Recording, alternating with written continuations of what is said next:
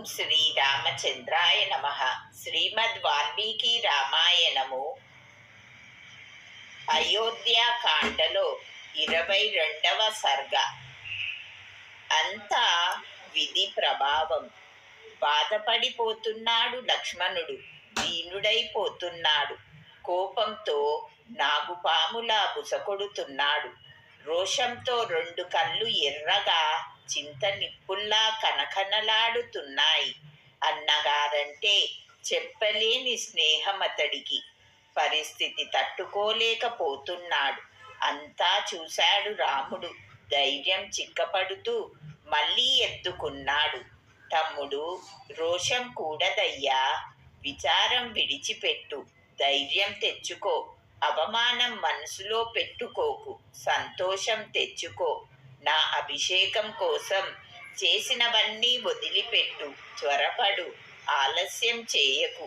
నా అభిషేక సంబరాలు సమకూర్చడంలో ఎలాంటి ఉత్సాహం చూపెట్టావో అలాంటి ఉత్సాహమే నేను అడవికి వెళ్ళడంలోనూ కనపరచు. నా అభిషేకం కోసం అమ్మ తప్పించిపోతోంది. ఆమెని ఓదార్చు.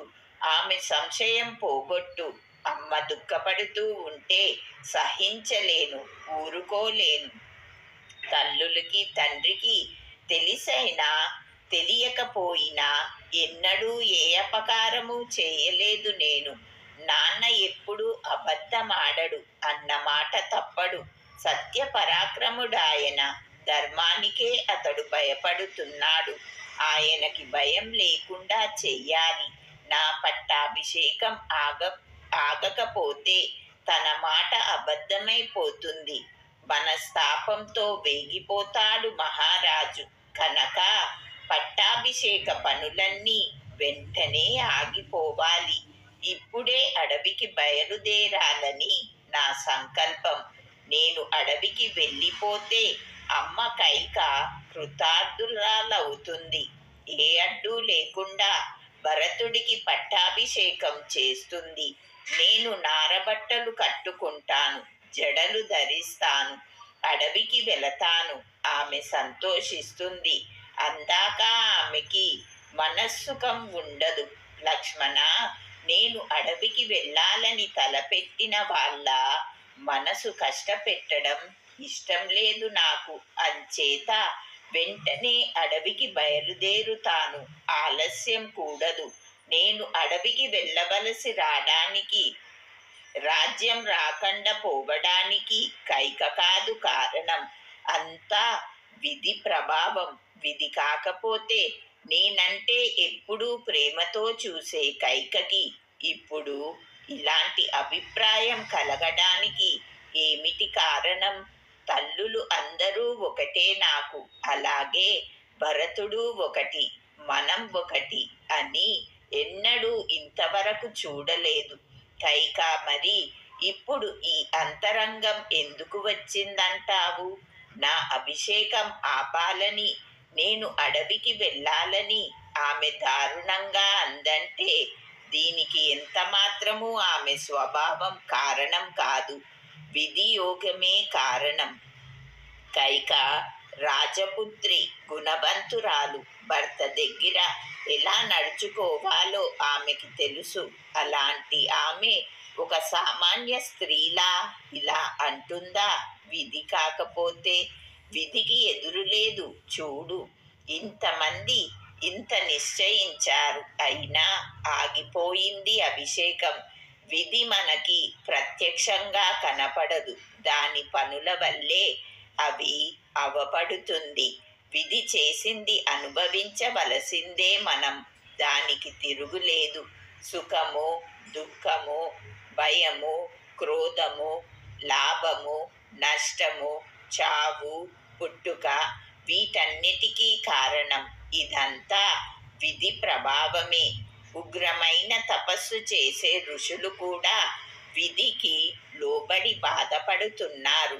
నియమం పోగొట్టుకుంటున్నారు. కామ పరవశులవుతున్నారు.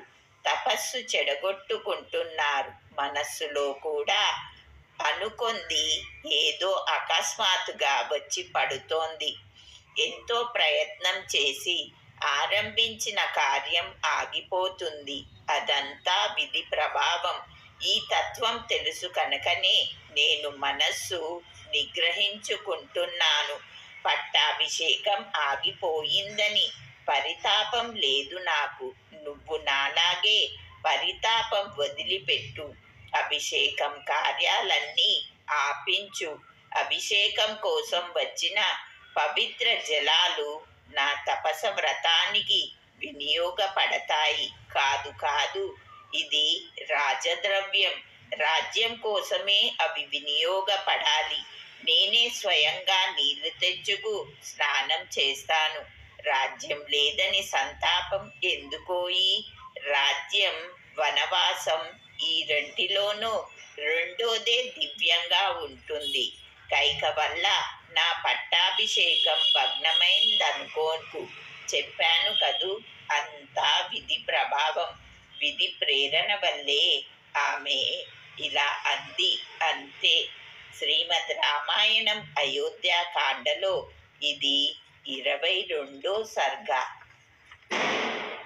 23వ సర్గ. లక్ష్మణుడి కోపం. రాముడు చెబుతుంటే మాటి మాటికి తల వంచుకుంటూ విన్నాడు. లక్ష్మణుడు అన్నగారి ధర్మబుద్ధికి సంతోషం కలిగింది. కానీ అతడు రాజ్యం వదిలి అడవికి పోతాడే అని దుఃఖం ఉక్కిరి బిక్కిరి చేసింది. అదంతా కోపం కింద మారింది.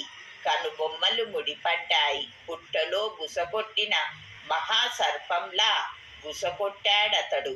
క్రోధంతో ఉన్న సింహం మొహంలా అవ్వుపడింది. మొహం ఏనుగు తొండం విదిలించినట్టు చెయ్యి జాడించాడు.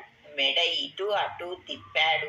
అన్నయ్యా, భ్రమపడుతున్నావు అన్నగారిని ఓరచూపులు చూస్తూ అందుకున్నాడు లక్ష్మణుడు. తండ్రి మాట పాలించకపోతే ధర్మహాని కలుగుతుందని భయపడుతున్నావు.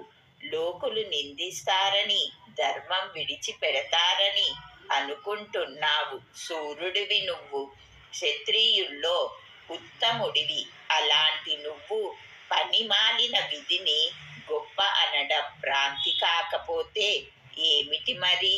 దీనులకే దిక్కు విధి. ఏమీ శక్తి లేంది విధిని నువ్వు పొగుడుతున్నావు. దాన్ని ఎందుకని? మహారాజు, కైకా పాపాత్ముల మాట పాలించకపోతే పాపం రాదు.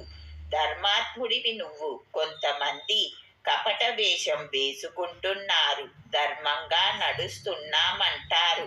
తమ కార్యసిద్ధి కోసం తీయటి మాటలు చెబుతారు. అలాగే వీళ్ళు ఇద్దరూ పైకి నీ మీద ప్రేమ నటించారు, వెనక గోతులు తీశారు. అలా కాకపోతే ఎప్పుడో ఇచ్చిన వరాలు ఇంతకాలము ఇవ్వకుండా అట్టే పెట్టాడు మహారాజు. ఇప్పుడైనా వాటికి అవసరం వచ్చింది. ఆలోచించు. నిన్ను కాదని నీ తమ్ముడికి పట్టం కట్టడం లోక విరుద్ధం. లోక విరుద్ధమైన కార్యానికే పూనుకున్నారు వాళ్ళు. ఇది నేను సహించను. నన్ను క్షమించు. పట్టాభిషేకం మానేసి అడవికి పోవాలనుకుంటున్నావు. అలా చెయ్యకపోతే అధర్మం అవుతుందనుకుంటున్నావు. భ్రమపడుతున్నావు నువ్వు. చెప్పిన ధర్మం నాకు నచ్చలేదు. నాన్నగారు కైక వల్లో పడిపోయారు. ఆమె మాట విని అధర్మానికి పెట్టుకున్నారు. ప్రతీకారం చెయ్యడానికి నువ్వు సమర్థుడివి. నాన్న మాట వినకు, తిరస్కరించు, పరాక్రమం ప్రదర్శించు. నీకోసం మొదలుపెట్టిన అభిషేక కార్యాలు ఆపేసి భరతుడికి పట్టం కట్టాలనుకుంటున్నారు. నిన్ను అడవికి తోలేస్తున్నారు. కపటంతోనే ఇదంతా పన్నారని నీకు ఎందుకని తోచకుండా ఉందో నాకు దుఃఖం వస్తోంది. మహారాజు కాముకుడైపోయాడు. అతడి మాట విని అడవికి పోవడం అసందర్భం, అధర్మం. కైకా దశరథుడు కామంలో పడి ఎప్పుడూ నీకు కీడే కోరుతున్నారు. తల్లిదండ్రుల రూపంలో ఉన్న శత్రువులు వాళ్ళు.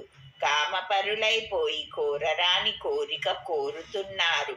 అది నెరవేర్చాలని అనుకోనైనా అనుకోవచ్చా మనం? ఏమిటి దురన్యాయం? ఇదంతా వాళ్ళ స్వభావం కాదంటున్నావు, విధి ప్రేరణ అంటున్నావు. అసందర్భం విధి ప్రమాణమని తట్టనే తట్టదు నాకు. వీర్యహీనుడు బుద్ధిహీనుడు మాత్రం అదృష్టం విధి అంటారు. వీరుడు బుద్ధిమంతుడు అలా అనడు. తన సామర్థ్యంతోనే కార్యం సాధిస్తాడు. విధికి తలబొగ్గడు. పౌరుషంతో విధిని అడగదొక్కుతాడు. సమర్థుడు ఎన్నడూ విధికి భయపడడు. స్వార్థం పోగొట్టుకోడు.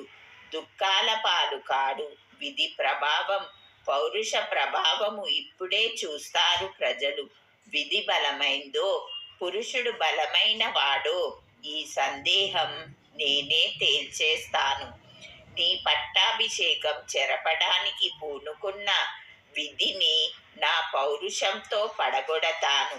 ఇప్పుడే చూస్తారు జనులు. అంకుశం ప్రక్క చెయ్యకుండా గొలుసులు తెంపుకొని మదంతో ఆగకుండా పరిగెత్తే ఏనుగుని సమర్థుడైన మావీటీడు బంధించినట్టు అడ్డు లేదని నువ్వు అంటున్న విధిని నా సమర్థతతో మళ్ళిస్తాను చూడు అన్నయ్య.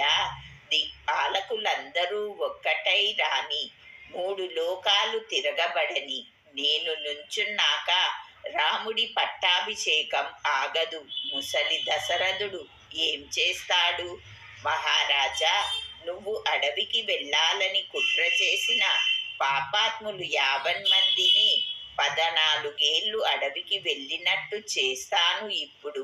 నీ పట్టాభిషేకం భంగం చేసి భరతుడికి పట్టం కట్టాలని దురాశతో ఉన్న కైక దశరథుడులా ఆశలు అడియాశలు చేస్తాను. వాళ్ళకి విధి అనుకూలంగా ఉందంటావా? నా బలంతో అంతా తారుమారైపోతుంది. నా పౌరుషం ముందు పడినవాడు దుఃఖాల పాలు కావలసిందే కానీ తప్పించుకోలేడు. నువ్వు రాజవుతావు. 1000 ఏళ్ళు రాజ్యభోగాలు అనుభవిస్తావు. అప్పుడు వానప్రస్థం అవలంబించి అడవికి వెళతావు. నీ అనంతరం నీ కుమారులు రాజ్యమేలతారు. పాలించినంత కాలం పాలించి కొడుకులకి రాజ్యం ఇచ్చేసి కన్న కొడుకుల్లా ప్రజాపాలన చేయండి అని చెప్పి అడవికి వెళ్ళడమే పూర్వరాజుల సాంప్రదాయం. రాజ్యంలో విద్రోహం కలుగుతుందని సందేహిస్తున్నావేమో. అలాంటి భయమేమీ అక్కరలేదు. నువ్వు వీరుడివి. నేను నీ కుడి భుజంగా ఉంటాను. ఏ భంగము రానివ్వను నీకు. రాణిస్తే వీరలోకాలికి పనికి రాకుండా పోతానని శపథం చేసి చెబుతున్నాను. నమ్ము.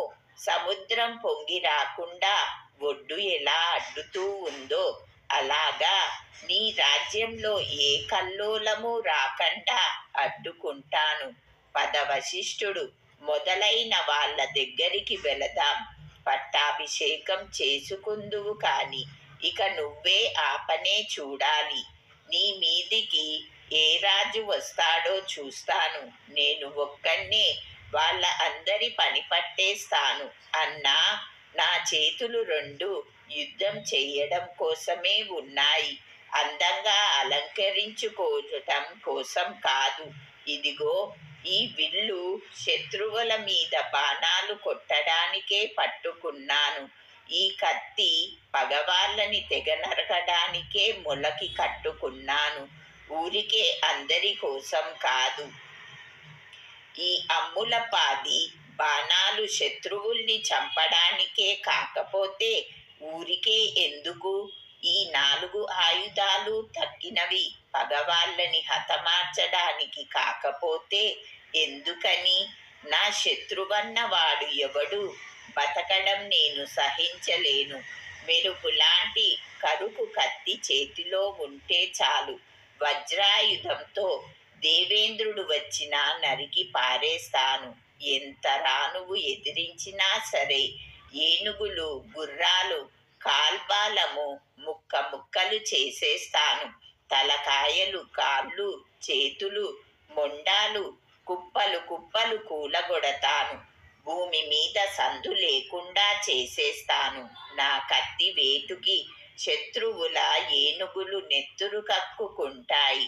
రక్తంతో మండుతున్న కొండల్లా అగుపిస్తాయి.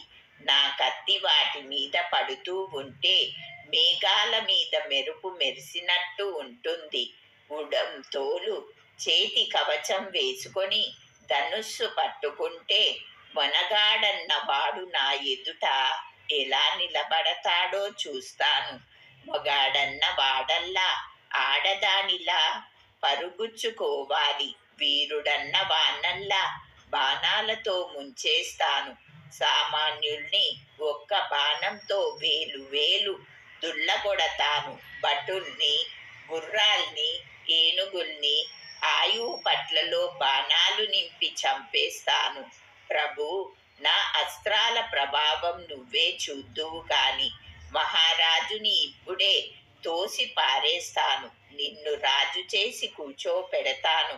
చందనం పూసుకుని దండి కడియాలు పెట్టుకున్న నా బాహువులు యాచకులు అడిగింది కాదననే నా బాహువులు స్నేహితుల్ని కాపాడడానికి తగిన నా బాహువులు నీ అభిషేకం అడ్డిన వాళ్ళని అందరినీ ఊడ్చి పారేస్తాయి. అన్నయ్య, ఆజ్ఞాపించు. నీ పగవాడు ఎవ్వడో చెప్పు. ఎవరిని చంపి యశస్సు సంపాదించాలో చెప్పు. ఎవడి స్నేహితుల్ని ఎగరగొట్టేయాలి ఆదేశించు. రాజ్యం నీ చేతికి వచ్చే మార్గం చూడు. నువ్వు ఊ అను. ఎంతవాణ్ణైనా సరే చంపేస్తాను. నీ కింకరుణ్ణి అన్నాడు. అన్నీ విన్నాడు రాముడు. తమ్ముడికి కన్నీళ్లు మాటి మాటికి తుడిచాడు. నెమ్మదైన మాటలతో ఓదార్చాడు. తమ్ముడు నెమ్మదైన వాడిపోయి, నువ్వు ఇంత కోపం ఎందుకు నాయనా? ఇప్పుడు ఏమైనా సరే విను. నాన్నగారి మాట జవదాటలేను నేను. ఆయన చెప్పిన ప్రకారం చెయ్యడానికే నిశ్చయించుకున్నాను. అదే మంచి మార్గం అన్నాడు. శ్రీమద్ రామాయణం అయోధ్యాకాండలో ఇది 23వ సర్గ. 24వ సర్గ. సరే నాయనా. తండ్రి మాట ప్రకారం అడవికి వెళ్ళడానికి దృఢ నిశ్చయంతో ఉన్నాడు రాముడు. కళ్ళ నీళ్లతో కంఠం గద్గదికపోతూ మళ్ళీ ఎత్తుకుంది కౌసల్య. ఎన్నడూ దుఃఖమే ఎరగడు నా బాబు. ధర్మం తప్పడు. అందరితోనూ ప్రియంగానే మాట్లాడతాడు. దశరథ మహారాజుకి నాకు కన్న కొడుకు. ఇవాళ ఉంచవృత్తి చేసుకుంటూ ఎలా బతుకుతాడు? మా నాన్న సేవకులు మృష్టాన్నం తింటున్నారు. అలాంటి నాదుడు అడవిలో దుంపలు పళ్ళు తింటూ ఉంటాడా? ఎలా? నా రాముడు గుణవంతుడు. అంతమందికి అతడంటే ప్రాణం. అలాంటి వాణ్ణి మహారాజు అడవికి పంపుతున్నాడు అంటే ఎవరు నమ్ముతారు? ఈ మాట వింటేనే హడలిపోతారు. రామా, లోకాభిరాముడివి నాయనా నువ్వు. అలాంటి నువ్వు అడవికి పోతున్నావంటే విధి ఎంత బలమైందో అనిపిస్తుంది. లోకంలో అన్నిటికీ విదే కారణం, సందేహం లేదు. కన్న తండ్రి, నువ్వు అడవికి వెళతావు. నా హృదయంలో చిచ్చు రగులుతుంది. నువ్వు కనపడకపోవడమే ఆ చిచ్చుకు గాలి అవుతుంది, రేపుతుంది. నా ఏడుపే కట్టెలవుతాయి, కన్నీళ్ళే ఆజ్యం అవుతుంది, చింతే పొగవుతుంది, నిట్టూర్పులు ఉడడారలో గొడతాయి. శిశురౌతులో తుప్పలు కాల్చిన దవాగ్నిలా ఈ చిచ్చు దహించి వదిలిపెడుతుంది నన్ను. నాయనా, నిన్ను వదిలి ఉండలేనోయి. నువ్వు ఎక్కడికి వెళితే నేను అక్కడికే వస్తాను. దూడను వదిలి ఆవు ఉంటుందా బాబు? ఎంతో దుఃఖపడుతోంది. ఆమెను చూశాడు రాముడు.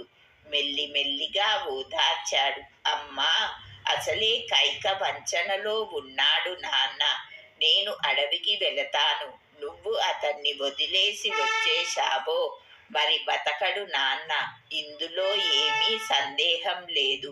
ఆడది భర్తని వదిలి ఉండడం మహాపాపమమ్మా. నాన్నగారు బతికి ఉన్నంత కాలము ఆయన శుశ్రూష చెయ్యాలి నువ్వు. అదే సనాతన ధర్మం, మరొకటి కాదు అన్నాడు. అలాగేనోయి తండ్రి.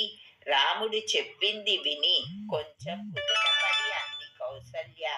ఆమె దుఃఖం చూసి ఇంకా ఇలా అన్నాడు రాముడు. అవునమ్మా, మహారాజు మాట మనం విని తీరాలమ్మా. ఆయన మనకి రాజు, భర్త, గురువు, పూజనీయుడు, అధికారి, ప్రభువు. పట్టుమని 14 సుఖంగా గడిపేస్తాను, వచ్చేస్తాను. అప్పుడు సంతోషంగా నువ్వు చెప్పిన మాట వింటానమ్మా.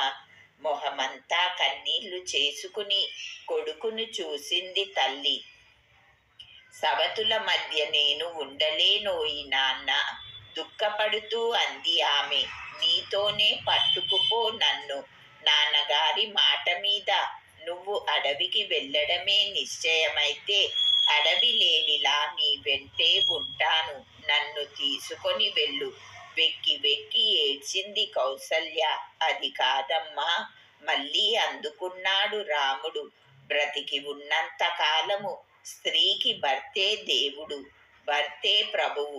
భర్త దగ్గర తప్ప మరి ఎవరి దగ్గర ఉండకూడదు. ఆమె నాకే కాదు, నీకు ఆదేశించదగిన వాడే దశరథ మహారాజు.